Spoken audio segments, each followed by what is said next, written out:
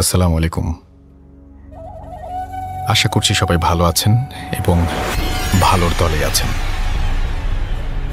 আমি রাসেল এবং আমি আপনাদের কাছে হাজির হয়েছি সম্পূর্ণ নতুন একটা প্রোগ্রাম নিয়ে, যেটির নাম ভূত.com।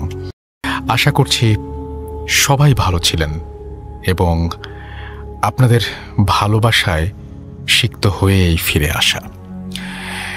আশা করছি পুরোটা সময় খুব জমজমাট কাটবে আপনাদের। তো আমি শুরুতেই শুরু করতে চাই একটা ঘটনা দিয়ে, যে ঘটনাটি আমাকে পাঠিয়েছেন কেউ একজন। হ্যালো লিসেনার্স, আমি দাসমিয়া।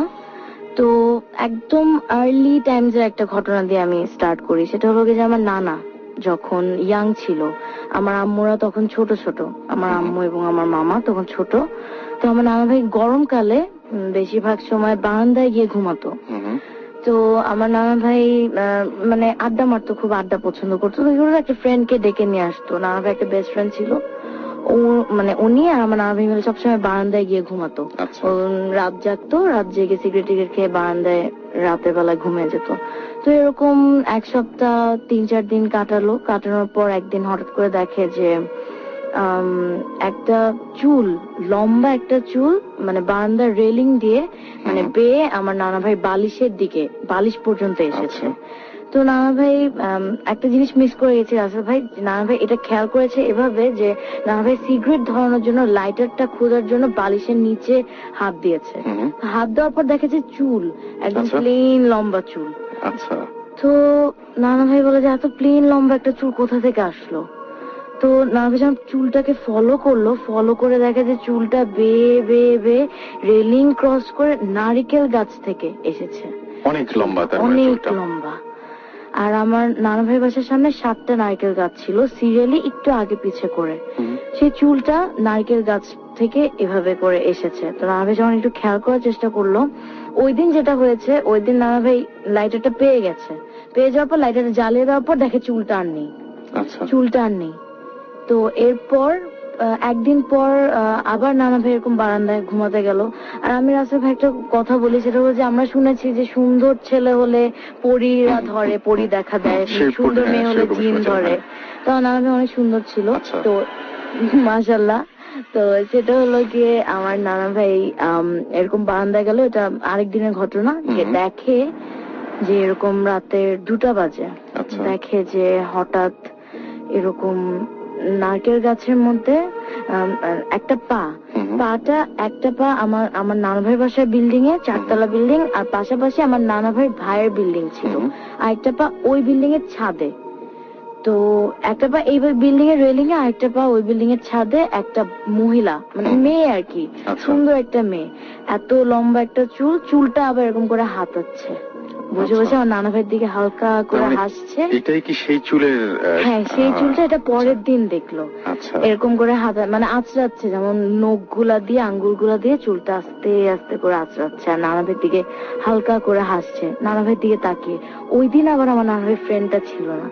যেটা হয়েছে কি, মানে প্রথম দিন দেখা দেয়নি ফ্রেন্ডটা ছিল বলে, আর ফ্রেন্ডটা দেখতে খারাপ ছিল বলে দেখা যায়নি কি। আমি একটু শুনতে চাই, এখানে কিছু ঘটনা শুনতে চাই যে আপনার নানা ভাইকে নিশ্চয়ই মানে তিনি আপনি বলেছেন যে দেখতে কিরকম বা কেমন দেখতে পেয়েছিলেন, মানে সেই অভিজ্ঞতা হয়েছে। যিনি চুল আছড়া ছিলেন তিনি দেখতে কেমন ছিলেন, বা কি তার চেহারার কোনো বর্ণনা দিয়েছেন কিনা? হ্যাঁ, আমি সেটাই বলছি যে সুন্দর একটা মেয়ে, সাদা রঙের, মানে জামা কাপড় কিছু বোঝা যাচ্ছিল না, জিনিসটা জ্বলছিল। মানে মেয়েটা, মানে যে জিনিসটা দেখতে পাচ্ছিল, মেয়ে মানুষটা বা যে শেপটা দেখতে পাচ্ছিল, চেহারাটা বোঝা যাচ্ছিল, বাকিটা বোঝা যাচ্ছিল না। সাদা একটা জিনিস, লাইটিং হচ্ছিল, মানে সাদা ড্রেসের মতো বা সাদা একটা রেডিয়ামের মতো, জাস্ট ফেসটা আরো বেশি বোঝা যাচ্ছিল যে নানা ভাইয়ের দিকে তাকিয়ে হাসছে। কোনো ভয়ঙ্কর ফেস না, সুন্দর মেয়ে, লম্বা চুলটাও কিন্তু একদম নিচ পর্যন্ত গেছে। নানা ভাই যে দেখেছে মেয়েটাকে পুরাপুরি, নানা ভাই দেখেছে। আর নানা ভাই অনেক সাহসী ছিল, বারান্দায় ঘুমাতো রাত্রেবেলায়, বারান্দায় জেগে থাকতো। তো ওই দিন চুলটাকে ফলো করে আবার দেখে যে পা দুইটা দুই বিল্ডিং এ, মানে আমরা রিল্যাক্স করার সময় যেভাবে পা দুটা সামনে দিয়ে বসি ওইভাবে মেয়েটা এরকম দুইটা বিল্ডিং এ দুইটা পা দিয়ে এভাবে বসে আছে। পাটাও দেখতে পেয়েছে, নর্মাল মানুষের পায়ের মতোই দেখতে পেয়েছে। তো এরকম চুলটা হাতাচ্ছে, নানা দিকে তাকিয়ে হাসছে। তো এটা হলো গিয়ে এই জন্য বললাম আসল ভাই, সেটা হলো যে আমার নানা ভাই বাসাটা যেটা এখন বাসার সামনে, এই ঘটনাটা যেগুলো হতো, পরে একটা ঘটনা বলবো, সব নারকেল গাছ নিয়ে, সব ঘটনাগুলো নারকেল গাছ। এটা খুব অদ্ভুত ব্যাপার। আমরা শুনেছি পুরান ঢাকা নিয়ে এমনিতে অনেক ইয়ের কথা শুনেছি যে এখানে অনেক ঝামেলা টামেলা আছে, ঝামেলা হয়। আর আরেকটা সেটা হলো গিয়ে আমার নানা ভাই বাসার বিল্ডিংটাও হন্টেড। আচ্ছা, বিল্ডিংটাও হন্টেড। তো ওইখানে এরকম মানে আমরা শুনি, আগে ছোট করে শুনি। হ্যাঁ, আমরা শুনি। আরেকটা ওটা বলবো, সেটা হলো গিয়ে যে হন্টেডটা যেভাবে হলো গিয়ে, আমার মামার ঘটনাটা বলবো। প্লিজ। আচ্ছা, এটা হলো গিয়ে একদম রিসেন্টলি ঘটেছে এই উইন্টারে। তো উইন্টারে এরকম আমার মামা যেটা আমাকে বললো, আজকেও আমি আমার নানা ভাইয়ের বাসায় গিয়েছিলাম। তো আজকে আবার গিয়ে বললাম যে মামা আবার বলো ঘটনাটা, আমি আজকে ভূতে প্রেমে যাবো, একটু শুনি ঠিক করে। তো এরকম আমরা সবাই যখন সিঁড়ি দিয়ে উঠছি, ও ওইভাবে একদম ডিসক্রাইব করে আমাকে বললো যে এইভাবে এভাবে হয়েছে। তো সেটা হলো গিয়ে এই শীতকালে 2 মাস আগে হয়েছে ঘটনাটা। আমার মামা রেগুলার নামাজ পড়ে, 5 ওয়াক্ত নামাজ পড়ে। তো এরকম মাঝরাতে সে উঠেছে, ঘুম থেকে উঠে এরকম নামাজ পড়তে যাবে, অজু টজু করে বাসা থেকে বের হলো। আমরা রাসেল ভাই ফজরের নামাজ শেষ হলে কিন্তু সাথে সাথে ফর্সা হয়ে যায় না, আধা ঘন্টা 40 মিনিট পর হ্যাঁ ফর্সা হয়। তো নামাজ পড়ে নর্মালি যখন অজু করে বাসা থেকে বের হবে, ও না ওই দিন এরকম গেটটা খোলার সাথে সাথে ওর কেমন একটা গা ছমছম একটা ফিলিংস হলো, মনে হলো যে কি যেন একটা শীতকাল, তার মধ্যে গেটটা খোলার সাথে সাথে ওর কাছে ভালো লাগলো না, ও কিছু একটা উপস্থিতি ফিল করতেছে ও। তো ও কিছু মনে না করে অজু করছে, আল্লাহর নাম নিয়ে কি করলো, ও বাসায় গেটটা লক করে প্রত্যেকটা সিঁড়ি ক্রস করে মোবাইলের লাইট দিয়ে, সিঁড়ির লাইট গুলো কিন্তু অফ করা ছিল, তো মোবাইলের লাইট দিয়ে আস্তে আস্তে করে বের হয়ে গেল, চলে নামাজ পড়তে চলে গেছে। যেটা হলো এখন নামাজ পড়তে আসার সময়, নামাজ পড়তে আসলো যখন, সে আমাদের কেচি গেটটা খুলে, আমি একটু বাসার ডিসক্রিপশনটা দেই, সেটা হলো বাসাটা 4 তালা, অনেক পুরানো বাসা। তো বাসাটার প্রথম 2 তালা, অনেক পুরানো বাসা হওয়ার কারণে প্রথম 2 তালার ওই লাইটের প্লাগ পয়েন্ট গুলো ওগুলো নষ্ট হয়ে গিয়েছে। তো ওই প্রথম 2 তালায় কোনো লাইট লাগাতে পারছে না, নষ্ট হয়ে যাওয়ার কারণে। তো এরকম ও কেচি গেটটা খুলে ঢুকলো, ঢোকার পর প্রথম ফ্লোরটা ক্রস করেছে।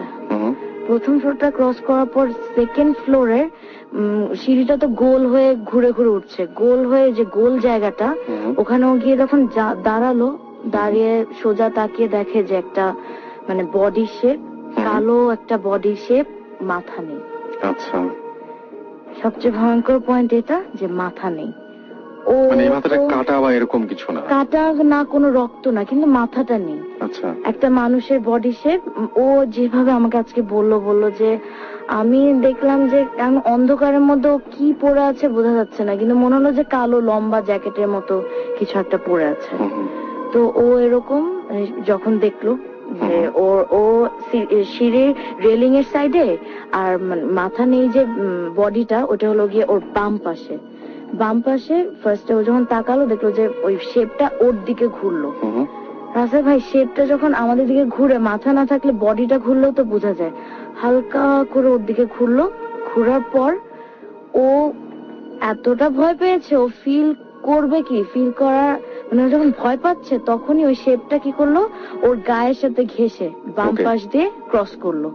ক্রস করে ও যখন ক্রস করছে, ফুটস্টেপের আওয়াজ পেয়েছে, আমার মামা ফুটস্টেপের আওয়াজ পেয়েছে। ওর সাথে সাথে এক চিৎকারে, সুরাও বলতে পারছিল না, এত ভয় পেয়েছে ও, সুরাটাও ও বলতে পারছিল না, কোনো সুরাই ওর মাথায় আসছিল না। এক চিৎকারে ও উপরে দৌড় দিয়ে চলে গেছে। আর যখন ও উপরে দৌড় দিয়ে চলে যাচ্ছিল, তখন পিছে তাকিয়ে দেখে যে, মানে চলে যাওয়ার আগে পিছে একবার তাকালো যে এটা কে ক্রস করলো আমাকে, এরকম ভয়ঙ্কর একটা জিনিস। পিছে তাকিয়ে দেখে কিছুই নেই। উপরে দৌড় দিয়ে ও, আমার মামি যেটা বললো যে সাধারণত 2টা কলিং বেল বাজায়, ওই দিন মানে আনকাউন্টেবল কলিং বেল বাজাচ্ছিল। আমার মামি খুলতে জাস্ট কয়েক সেকেন্ড, কিন্তু এর মধ্যে অনেকগুলো কলিং বেল বাজিয়ে ফেলেছে। ঢুকে দেখে যে মানে অনেক ঘেমে গেছে ও। তারপর তো 3 দিন ধরে ওর জ্বর। আচ্ছা, 3 দিন ধরে ওর জ্বর। এরপর থেকে রাসেল ভাই, এটা তো রিসেন্ট ঘটনা, এরপর থেকে অনেক কিছুই হচ্ছে। পড়ে ফেললাম ছোট্ট একটি ইমেল এবং তারপরে চলে যাবো একটা ঘটনায়, এবং ঘটনাটি আমাদের পাঠিয়েছেন দেলোয়ার। আমি দেলোয়ার ফ্রম ছাপানিয়া, এবং তিনি বলেছেন যে আমি আসতে পারবো না, ভালো লাগলে এই আমার ঘটনাটা শোনাতে পারেন। লিখছেন দেলোয়ার, আমাদের গ্রামের পাশ দিয়ে একটি কাঁচা সড়ক সরাসরি যুক্ত ছিল ফরিদপুর থানার সাথে। সড়কটি ছিল 3টি গ্রামের কৃষকদের জমির মাঝ বরাবর। 1971 সালে মুক্তিযুদ্ধের কোনো এক সময় পাকিস্তানি সৈনিকদের একটি ছোট বাহিনী সেই রাস্তা দিয়ে গ্রামে প্রবেশ করার চেষ্টা চালিয়েছিল, কিন্তু আমাদের গ্রামের সাথে রাস্তাটির সংযোগ সড়কের একটি অংশ কাটা থাকায় তারা গ্রামে প্রবেশ করতে ব্যর্থ হয়। তারা সড়ক বরাবর থানার দিকে এগিয়ে যায় এবং স্বল্প সময়ে তাদের হত্যাযজ্ঞ চালিয়ে মৃতের সংখ্যা কেউ বলতে পারে না, কারণ পাকিস্তানি সৈন্যরা হত্যা শেষে লাশগুলোকে রাস্তার পাশে একটা গভীর কুয়ার মধ্যে ফেলে দিয়ে যায়। কুয়াটা ছিল একটি হিজল গাছের পাশে। সেই হিজল গাছের আশেপাশে 2-3 মাইল শুধুই কৃষি জমি, কোনো বাড়িঘর নেই। সেই কুয়োর কোনো নিশানা আজ পাওয়া না গেলেও হিজল গাছটা ঠিকই সাক্ষী হয়ে আছে সেই নৃশংস হত্যাযজ্ঞের। সেই হিজল গাছ আর কুয়ো নিয়ে অনেক গল্প চালু আছে গ্রামে। রাতের বেলা অনেকেই নাকি এই গাছের পাশ দিয়ে যাবার সময় পানি পানি বলে আর্তনাদ করে। আজও নাকি হিজল গাছের পাশ দিয়ে আসার সময় মানুষ পথ হারিয়ে ফেলে। হিজল গাছ থেকে গ্রামের দূরত্ব আধা মাইলের মতো। ফরিদপুর থেকে রাতের বেলা বাড়ি ফেরার সময় অশরীরী কণ্ঠ শুনেছে এমন অনেক মানুষের দেখা পাওয়া যায় গ্রামে। এমনকি রাতের বেলা গ্রামে ফিরতে গিয়ে আধা মাইল পথ সারা রাতেও পার হতে পারেনি, এমনও অনেকের ঘটনা রয়েছে। যাই হোক, গ্রামে আমাদের আড্ডা। আমাদের ব্যাচের সবাই জড়ো হয়েছে সিনিয়র এক ভাইয়ের বাসায় পরের দিন একটা অনুষ্ঠানের দায়িত্ব বন্টনের উদ্দেশ্যে। অল্প কিছু কাজ, অনেক মানুষ, তাই খুব দ্রুত যার যার কাজ ঠিক করে দেওয়া হলো। এরপর শুরু হলো আড্ডা। রাতের বেলা আড্ডায় সচরাচর যা ঘটে থাকে তা কথায় কথায় শুধু হলো কথা হলো প্রেতাত্মা, অশরীরী ভূতের গল্প। এক পর্যায়ে সোহেল ভাই তার নিজের অভিজ্ঞতার কথাও শেয়ার করেন। তার মুখ থেকে যেভাবে শুনেছিলাম সেই ঘটনাটাই বলছি। আমি তখন একটা এনজিওতে চাকরি করি না বলে বেকার খাঁটি বলাটাই ভালো, কারণ কষ্ট যে পরিমাণ করতে হতো বেতন তার ধারে কাছেও ছিল না। কিন্তু অন্য কোথাও চাকরি পাচ্ছিলাম না বলে আমি কষ্টটাই করে যাচ্ছিলাম। সকালে বের হতাম, ঋণের টাকা তুলতে, ফিরতাম রাতে। সম্বল ছিল আমার সাইকেলটা। যে দিনের কথা বলছি সেদিন থানা অফিসে গিয়েছিলাম। সব হিসাব বুঝিয়ে ফিরতে ফিরতে রাত হয়ে গেল। রাত করে এর আগেও ফিরেছি, কিন্তু কোনো কিছু না ভেবে রওনা হয়ে গেলাম। সাইকেল চালাচ্ছি আপন মনে, কোনো দিকে খেয়াল নেই। দেওভোগ কৃষি জমির মধ্যে ঢোকার আগের গ্রাম পার হতেই কোনো মানুষের সারা শব্দ নেই। বেশ রাত হয়ে গেছে, গ্রামের কারো জেগে থাকার কথা নয়। এক হাতে টর্চ জ্বালিয়ে রাখতে হচ্ছে বলে সাইকেলটা গতি অনেক কম ছিল। হিজল গাছের কাছাকাছি হঠাৎ কি করে যেন কোনো কিছুর সাথে ধাক্কা খেয়ে আমি সাইকেলের নিয়ন্ত্রণ হারিয়ে ফেললাম। হাত থেকে টর্চ পড়ে গেল। সাইকেল থেকে নেমে টর্চটা উঠালাম, ঠিকই আছে, নষ্ট হয় নাই। আবার সাইকেলে চড়ে দ্রুত প্যাডেল চালালাম। আশ্চর্য কাণ্ড, আমি যত জোরেই প্যাডেল চালাতে থাকি সাইকেলটা মোটেও এগুতে চায় না। ভয় আমি শেষ। শরীরের সবটুকু শক্তি দিয়ে প্যাডেল মারছি, কিন্তু সাইকেল এগোচ্ছে পিঁপড়ার গতিতে। আমি ঘেমে একাকার। কেন জানি মনে হচ্ছে এই পিছন থেকে কেউ একজন সাইকেল টেনে ধরে আছে, কিন্তু পিছনে তাকাবার মতো সাহস আমার নেই। প্রাণপণে সামনে এগোতে চাইছি। হাতে একটা টর্চ আছে, সেটাও ভুলে গেছি। আবছা আলোয় রাস্তায় যেটুকু দেখা যায় সেটুকু দেখেই রাস্তায় ধরে এগোতে হচ্ছে। এক সময় মনে হলো জ্ঞান হারিয়ে ফেলবো। সাইকেল চালাচ্ছি, কতক্ষণ হয়েছে বলতে পারবো না। এক সময় মনে হলো আমি মনে হয় খালি সাইকেল চালাচ্ছি, কোনো লাভ হচ্ছে না। যেখানে ছিলাম সেখানেই আছি, কারণ এইটুকু রাস্তা সাইকেল চালিয়ে যত ধীরেই যাক পার হতে এত সময় লাগার কথা না। সাথে সাথে মনে পড়ে গেল হিজল গাছ আর কুয়ো নিয়ে শোনা গল্পগুলো। জোর করেও মন থেকে দূর করতে পারছি না। সাইকেল কেউ টেনে ধরে আছে, এই বিশ্বাস তখন আমার মনে একেবারে জেঁকে বসে আছে। এবার বাঁচা মরার প্রশ্ন, ভূতের হাতে কি প্রাণ দিতে হবে নাকি? সাহস করে পিছনে তাকালাম, না, কেউ নেই। কেউ টেনে ধরে নেই আমার সাইকেল। টর্চ জ্বালিয়ে পেছনের চাকা পরীক্ষা করলাম, না, কিছুই হয় নাই। আবার সাইকেলে চললাম, বিসমিল্লাহ বলে প্যাডেল চালালাম। কোনো লাভ হলো না, সাইকেল সেই আগের মতোই ভারী, কিছুতেই এগোতে চাইছে না। এভাবে কতক্ষণ সাইকেলের সাথে যুদ্ধ করলাম বলতে পারবো না, তবে প্রাণপণ চেষ্টা করে যাচ্ছি গ্রামের দিকে এগিয়ে যাবার, একটু একটু করে এগিয়ে যাবার যাচ্ছি। গ্রামের সীমানায় প্রথম বাড়িটা দেখার সাহস দেখে সাহস আরো বেড়ে গেল। শরীরের যেটুক শক্তি অবশিষ্ট ছিল তার সবটুকু প্রয়োগ করে দ্রুত সেই বাড়ির উঠোনে এসে দাঁড়ালাম। তারপর কোনো কথা না বলে সাইকেল থেকে নেমে শরীরের সবটুকু শক্তি দিয়ে মারলাম সাইকেলের পেছনে এক লাথি। শব্দ শুনে বাড়ির মালিক বের হয়ে এলেন। আমি পরিচয় দিয়ে জানালাম ভয় পেয়েছি। তারপর এক গ্লাস পানি খেয়ে রওনা দিলাম বাড়ির দিকে। এবার মহা আশ্চর্য হলাম, কারণ আমার সাইকেল ঠিকই আছে, এখন ভারী মনে হচ্ছে না, ঠিক চলছে তুফানের গতিতে। এই ছিল ঘটনা। আশা করছি ঘটনাটা আপনাদের অনেক বেশি ভালো লেগেছে এবং কেমন লাগলো সেটা আমাদের SMS এর মাধ্যমে জানাতে পারেন। লিখে ফেলুন SHOUT শাউট স্পেস আপনার নাম স্পেস আপনার মেসেজ পাঠিয়ে দিন 9840 নাম্বারে। চলে যাব আরো একটি ঘটনায়। রাসেল ভাই কেমন আছো? তা প্রশ্ন করব না, আমি জানি তুমি সবসময় ভালো দলে। আমি ভ্যাম্পায়ার 123 যাত্রাবাড়ি থেকে বলছি। আমার ফ্রেন্ডের কাছে শোনা এই ঘটনাটি শেয়ার করলাম, ভালো লাগলে ভূত FM শেয়ার করো। পদ্মার পাড়ে স্থায়ী জেলেদের মুখে শোনা যায় অনেক গা ছমছমে অভিজ্ঞতার কথা।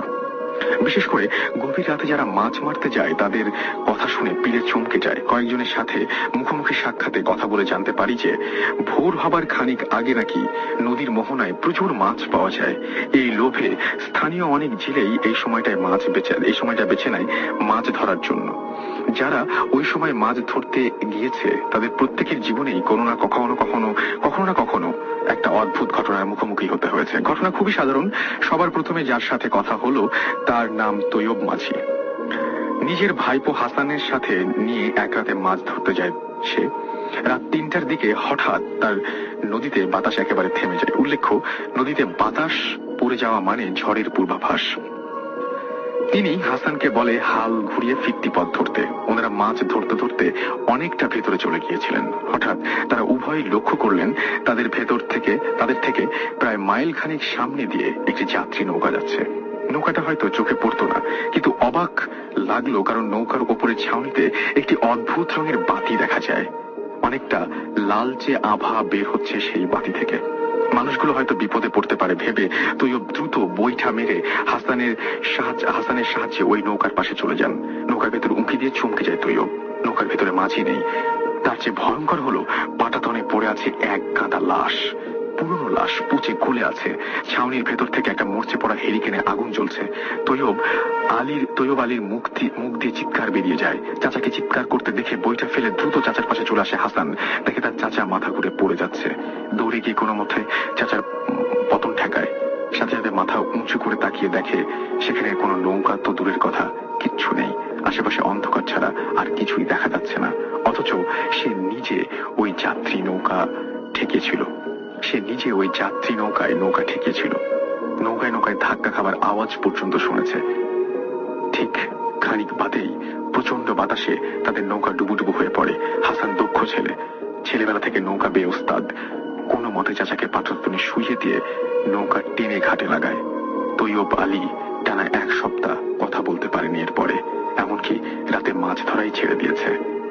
ঘটনা এখানে শেষ হলে ভালো হতো, কিন্তু শুধু তৈয়ব আলী নয়, আরো অনেক জেলের সাথেই বহু একই জিনিস ঘটেছে।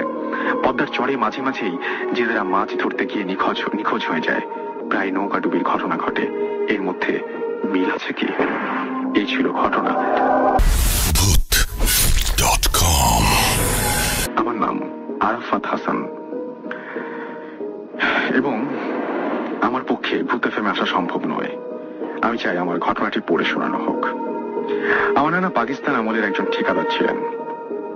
সাথে সাথে বোতলে জিন বন্দির দক্ষতা থাকার কারণে তাকে গ্রামের লোকজন ফকির নামে চিনত। এই কাজটি অত্যন্ত ঝুঁকিপূর্ণ। জিন যদি কোনোভাবে ছাড়া পেয়ে যায় তাহলে আমাদের সমূহ ক্ষতি হওয়ার সম্ভাবনা থাকে। কিন্তু নানা সচেতন থাকার কারণে সেই ধরনের কোনো ঘটনা ঘটেনি। নানা বলেছিলেন তিনি খুব অল্প সংখ্যক জিনকেই বোতলে পুরেছেন। এটি একটি সাধনার মতো এবং সাধারণত সূরা পড়ার মাধ্যমে করা হয়।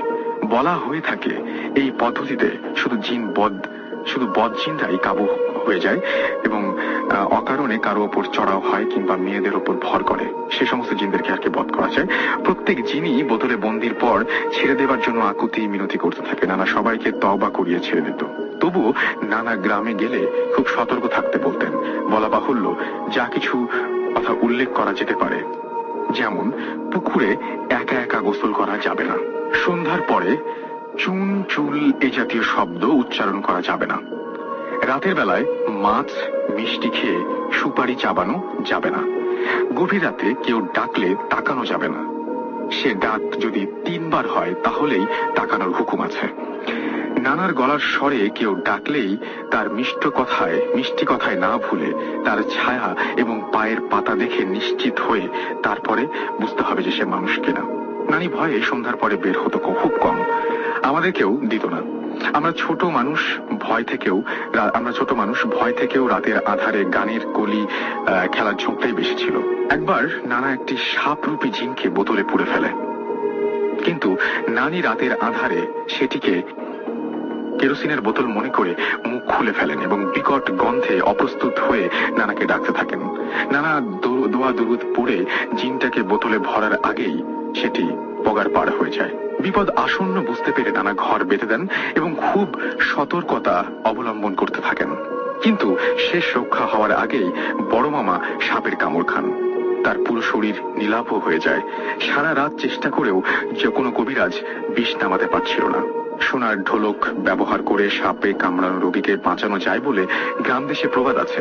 নানা সেই চেষ্টাও করেছিলেন, কিন্তু তাতেও ফল হয়নি। তারপর একদিন মামার জ্ঞান ফিরল, তার নীলাভ বর্ণ তখন আর নেই। আচমকা সুস্থ হওয়ার ঘটনায় পুরো গ্রামবাসী অবাক। নানাও স্বস্তির নিঃশ্বাস ছাড়লেন। কিছুদিন পর নানা স্বপ্নে দেখলেন কেউ একজন তাকে বলছে, এটা নমুনা সবে, এভাবে গোটা পরিবার শেষ হয়ে যাবে। নানা বাড়ি বাঁধলেন। ইমাম সাহেবকে কয়েকদিন বাড়িতে রাখলেন। ইমাম সাহেবের বেশ কিছু ভালো জিন ছিল, তারা নাকি নানাকে পাহারা দিত। এভাবেই দিন যাচ্ছিল।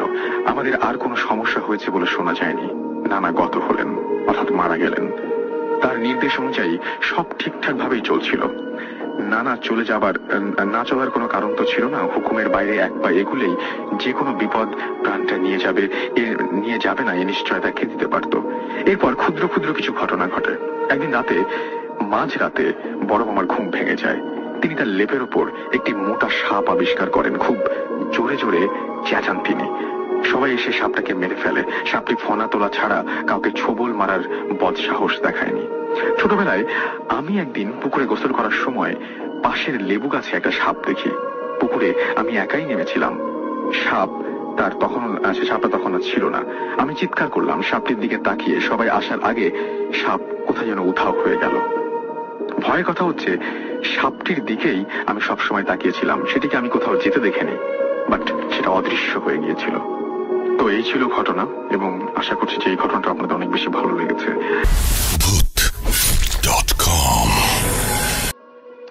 ফার্স্ট অফ অল, আমার তো অনেকেই জানে আমার এভরি মান্থেই অলমোস্ট আমার ডক্টরের কাছে যেতে হয় সিঙ্গাপুরে। সো আমার সামনে একটা সিঙ্গাপুরের ডক্টরের একটা ডেট ছিল, ফিক্স করা ছিল যে ওই সময় যেতে হবে। সো তখন এদিক দিয়ে হঠাৎ করে একদিন জিব্রান এসে আমাদের একটা নিউজ দিল যে মালয়েশিয়াতে কুয়ালালামপুরের কাছে বিচের পাশে, এটা কুয়ালালামপুর টাউনের এটা পাশে সাইবরজয় পুত্র, যে ওরকম কোনো একটা জায়গায়, আমি এক্সাক্ট লোকেশনটা জানি না, বাট জায়গাটা চিনি আর কি। সো ওখানে নাকি একটা রিসোর্ট আছে। রিসোর্টটা হচ্ছে ছোট ছোট অনেকগুলো কটেজ টাইপের আর কি, ভিলা টাইপের আর কি। হ্যাঁ, সো বিচের পাশে সবগুলো সেপারেট, মানে একটার সাথে আরেকটার কানেক্টেড না, কাছাকাছি আর কি, বাট কানেক্টেড না আর কি। মানে এক বিল্ডিং এর সেপারেট কটেজেস আর কি। হ্যাঁ, সো ওখানে স্পেসিফিক একটা কটেজ আছে যেটা নিয়ে মানে ভয়ঙ্কর সব কাহিনী। আমরা জীবনে এসে কিছু নিউজ দিল, তারপরে আমরা খোঁজ খবর নিলাম।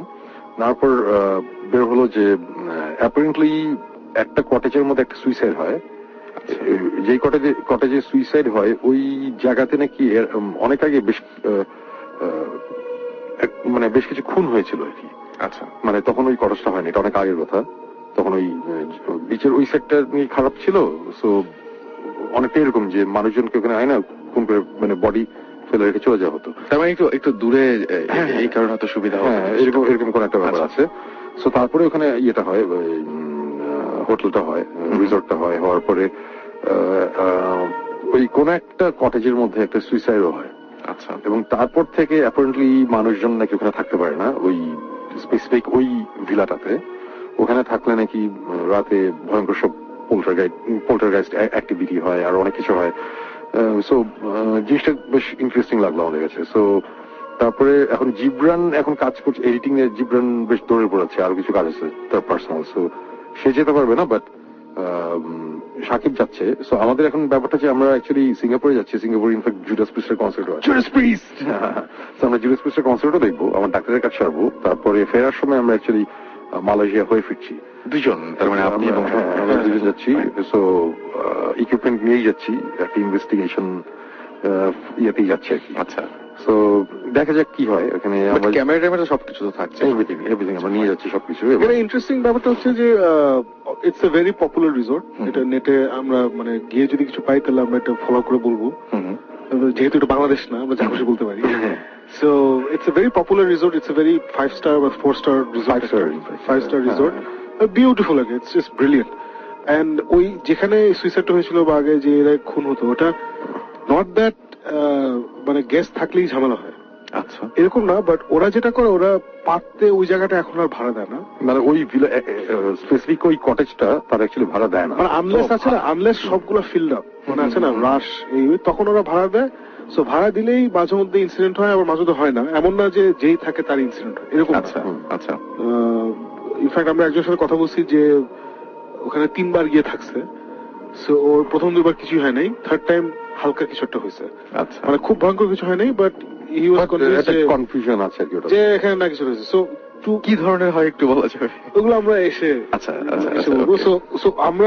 সো আমরা যেটা মজা হয়েছে, প্রথমে আমরা সুমন ভাই ওই স্পেসিফিক রুমটা অর্ডার দিচ্ছে আর কি, বুঝছো? আচ্ছা। সো প্রথমে ইন্টারনেট বুকিং দিছে, বুকিং রিজেক্টেড হয়েছে।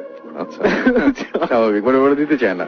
ওরা মানে রিজেক্টেড, মানে ওরা বলছে যে আমরা অন্য একটা কটেজ দিচ্ছি, বাট ওইটা খালি নাই, ওইটা খালি নাই, এটা বলছে। তারপরে সুমন ভাই ফোন দিছে, ফোন দিয়ে বলছে যে দেখো আমরা তো এটা তোমার চার্টে দেখাচ্ছে এমটি, তুমি দিচ্ছ না কেন? না স্যার, আমাদের তো অন্য অনেকগুলো আছে, আপনি আরো হোটেলের কাছে বেটার লোকেশন এসে। তার সময় বলছে না আমি ওইখানেই থাকবো। তখন ওরা খুব ইতস্তত করতেছে, বুঝছো, যে এখানেই থাকবেন, হ্যাঁ কোনো অসুবিধা নেই, এখানেই থাকতে পারেন, বাট আমাদের আরো বেটার লোকেশন আছে, এখন তো খালি, why don't you stay at the same rate. অনেক বোঝানোর চেষ্টা করলো, সময় তো নড়বেই না। এটা অনেক ফানি লাগছে আমাদের কাছে। এবং আমাদের এই কথা বলছে যে এর চেয়ে বেটার রুম যেটা মানে প্রেসিডেন্সিয়াল সুইট টাইপের একটা আছে আর কি, সেটা আপনারা বলছে যে ওইটা আমরা আপনাদের এই রেটই দিয়ে দিচ্ছি, আপনি ওটাতে থাকেন।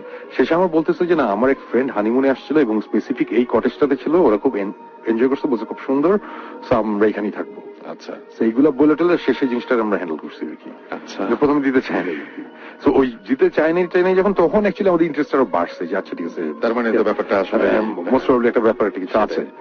তো যে কারণে এখন যাচ্ছি, দেখা যাক। আমরা ইনফ্যাক্ট আমাদের ইনভেস্টিগেশন হচ্ছে গিয়ে 23 তারিখ, 22 তারিখ আমরা অ্যাকচুয়ালি মালয়েশিয়াতে যাচ্ছি, 23 তারিখ আমাদের ইনভেস্টিগেশন। আচ্ছা, সো 23 তারিখের পরে যেই ভূত এফএম হবে, ওই সময় যদি আমরা থাকি ঢাকায়, তাহলে আমরা হোপফুলি আমরা এটা ফাইন, কোনো যদি কোনো ঘটনা ঘটে, ইউজুয়ালি তো মোস্ট অফ দ্য প্লেসেস যাই কিছু হয় না, বাট যদি কিছু ঘটে ডেফিনেটলি ওটা নিয়ে আরেকটা এপিসোডে আমরা কথা বলবো। এবং সেটা তো আপনাদের যদি আবার তৈরি করতে হয় মানে ভৌত স্টের জন্য, তাহলে তো আবার মনে হয় ওখানে যেতে হবে। বা না, আমরা অ্যাকচুয়ালি এইবারই আমরা সব ইকুইপমেন্ট নিয়ে যাচ্ছি, এভাবেই যাচ্ছি আমরা। আমাদের যে ইনভেস্টিগেশন পার্টটা, ওখানে তো আমাদের জাস্ট ইকুইপমেন্ট গুলো লাগে, ওখানে তার আমাদের ডিরেক্টর লাগে না, আর্টিস্টও লাগে না, no lights, no crew, nothing, it's just 2 cameras. একদম সত্যি সত্যি যা মানে একদম বেশি। সো ওইটা আমরা ওইভাবেই প্রিপেয়ার্ড হয়ে যাচ্ছি, গিয়ে আমরা ওইভাবে ইয়ে করবো যদি কিছু হয়। মানে 2 জন মিলে না, মানে এর আগে এরকমও তো হয়েছে, 2 জন আমরা আরো জায়গায় গেছি, অথবা 1 জন আমি একাও গেছি। সো ওইসব নিয়ে আর চিন্তা করার এখন আর টাইম নেই, মানে অনেক তো হইলো, 3 বছর ধরে তো ধরে। আমি ফ্র্যাঙ্কলি বিদেশ যাচ্ছি একটা জায়গায়, ওখানে যে হবে, আমি প্রথম থেকে সময় বলছি যে ওখানে কিছু হবে না, it's probably waste of time, but then সময় বলছে ওয়েস্ট অফ টাইম হলে কি হয়েছে, রিসোর্টে থাকলাম আচ্ছা এক রাত, সেটাই এক রাত একটু বেশি টাকা খরচ করলাম, বেশি টাকা খরচ করে থাকলাম ওটা রিসোর্টে। সেটাই অন্য কিন্তু মানে সবচেয়ে মজার ওয়ার্স্ট কেস সিনারিও আমরা একটা ভৌত স্টোন হলিডে একটা স্পেশাল করবো। বাট সবচেয়ে মজার পার্টটা এটা যে ওই যে যেটা শুনেছেন, শোনার পরে ওরা ওটা দিতে চায় না, মানে এমটি একটা জায়গা না দিতে চাওয়ার কোনো কারণ নাই। এটা এরকম না যে ভিআইপি দের জন্য, তাও না, না, তারপরও ওরা আবার মানে ডাইরেক্টলি না করছে না, ডাইরেক্টলি না করে না, বাট সারাক্ষণ suggest অন্যান্য করছে অপশন আর কি দিচ্ছে, যে এখানে, স্যার হ্যাঁ, আসলে এখন সব খালি আছে, we can give you better room, এই ওই বহুত কিছু। আমরা তখন না, what's wrong with that room, তখন no there is nothing wrong with that room. তখন আবার এটা বলে। তো ওরা একটু সামহার ইন বিটুইন আছে। তো এনিওয়েজ ওইখানে আমরা যাচ্ছি, এখন দেখা যাক ওখানে কি হয়। আর আরেকটা জিনিস হচ্ছে, এর আগেও ভৌতিকটা আসতে চাইছিলাম, আসতে পারিনি। যারা জানে না তাদের কথা বলি, তাদের জন্য বলি।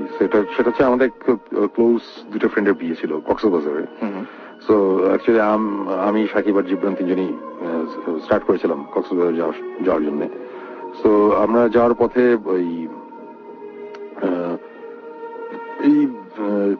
ইউজুয়ালি যে জিনিসটা আমাদের হয় আর কি, সো সাকিব সবসময় গাড়িতে পিছনে বসে, সে সামনের সিটে বসতে চায় না। জিবরান সামনের সিটে বসে, আমি গাড়ি চালাই, এরকম একটা জিনিস হয়। তো সাকিব ওই দিন কোন একটা কারণে বলতেছে যে আমি সামনে বসবো। তো সাকিব সামনে বসছে, আমি চালাচ্ছি, পিছনে জিবরান। সো জিবরান আবার পিছনে বসে মাঝে মাঝে বমি পায়।